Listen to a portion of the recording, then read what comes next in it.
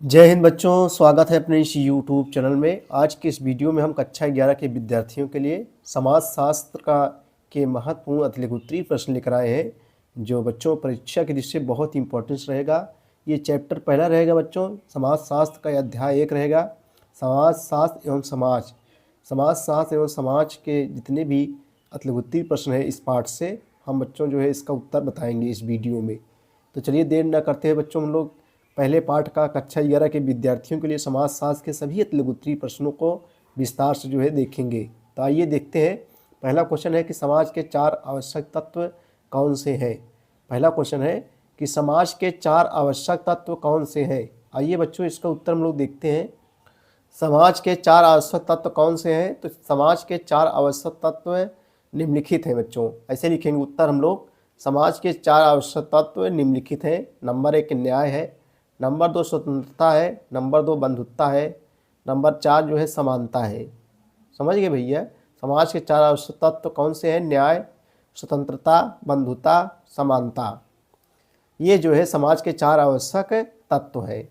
अगला क्वेश्चन है कि व्यक्तियों के समूह को समाज नहीं कहते, तो समाज किसे कहते हैं, क्यों कहते हैं?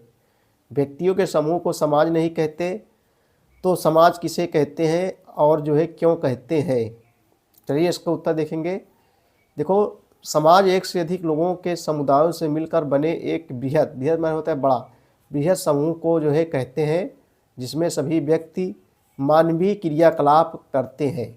जिसमें सभी व्यक्ति मानवीय क्रियाकलाप के अंतर्गत जो मानव क्रिया करता है बच्चों, जैसे मानव की संस्कृति हो गई, मानव का और सब चीज़ें जो क्रिया करता है मानव, उसी कहते हैं, मानवीय क्रियाकलाप करते हैं। ठीक है भैया। अगला क्वेश्चन देखेंगे बच्चों हम लोग। समाज की किन्हीं 4 विशेषताओं का वर्णन कीजिए अथवा समाज की 2 विशेषताएं लिखिए। समाज की किन्हीं 4 विशेषताओं का वर्णन कीजिए अथवा जो है समाज की 2 विशेषताओं को जो है लिखिए। आइए इसका उत्तर देखते हैं। समाज की विशेषताएं निम्नलिखित हैं। नंबर 1 एक से अधिक सदस्य, नंबर 2 बृहद संस्कृति, नंबर 3 बच्चों है क्षेत्रीयता, नंबर 4 जो है सामाजिक संबंधों का दायरा। नंबर 1 एक से अधिक सदस्य, बृहद संस्कृति, क्षेत्रीयता, सामाजिक संबंधों का जो है दायरा। एक समाज की परिभाषा लिखिए। एक समाज की जो है परिभाषा लिखिए। चलिए इसका उत्तर हम लोग देखते हैं। देखो, एक समाज का तात्पर्य सामाजिक संबंधों में बंधे व्यक्तियों के समूह से होता है। एक समाज का तात्पर्य बच्चों सामाजिक संबंधों में बंधे व्यक्तियों के समूह से होता है। अगला क्वेश्चन है बच्चों कि समाज को समझने का दृष्टिकोण क्या है। समाज को समझने का जो है दृष्टिकोण क्या है। आइए इसका उत्तर हम लोग देखते हैं। देखो, समाज का क्रमबद्ध चिंतन व्यक्तियों में जिस दृष्टिकोण को जो है विकसित करता है, उसी को समाजशास्त्रीय दृष्टिकोण या चिंतन कहते हैं। फिर से देखेंगे हम लोग। देखो बच्चों, समाज का क्रमबद्ध चिंतन व्यक्तियों में जिस दृष्टिकोण को विकसित करता है, उसी को जो है समाजशास्त्रीय दृष्टिकोण या चिंतन कहते हैं। जहाँ कहीं जीवन है वहीं समाज है, स्पष्ट करें। देखो ये जहाँ बच्चों जा है, जहाँ कहीं जीवन है वहीं समाज है, स्पष्ट करें। अगला क्वेश्चन नंबर 7 है, जहाँ कहीं जीवन है वहीं समाज है, स्पष्ट करें। चलिए इसको उत्तर देखते हैं। देखो बच्चों, जीवन की उपस्थिति अंतःक्रिया का निर्माण करती है और समाज विभिन्न मानवीय अंतःक्रियाओं का कारण होता है।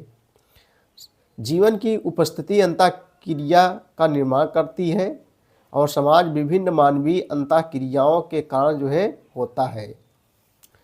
अगस्ट काम्टे का जो है समाजशास्त्र का पिता क्यों कहा जाता है। देखो बच्चों, ये सब क्वेश्चन इंपॉर्टेंस है, कभी कभी पूछता है 1 नंबरी में, समाजशास्त्र का पिता किसे कहते हैं। तो समाजशास्त्र के पिता बच्चों अगस्ट काम्टे को जो है कहा जाता है। किसको कहा जाता है? अगस्ट काम्टे को। यहाँ पूछा जा रहा है क्वेश्चन कि अगस्ट काम्टे को जो है समाजशास्त्र का पिता क्यों कहा जाता है। चलिए इसका उत्तर देखते हैं हम लोग।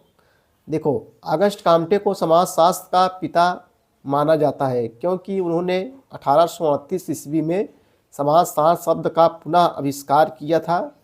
उन्होंने समाजशास्त्र का अध्ययन करने के लिए एक वैज्ञानिक पद्धति जो है विकसित की। समाजशास्त्र का अध्ययन करने के लिए एक वैज्ञानिक पद्धति विकसित की थी। किसने बच्चों? अगस्ट काम्टे ने।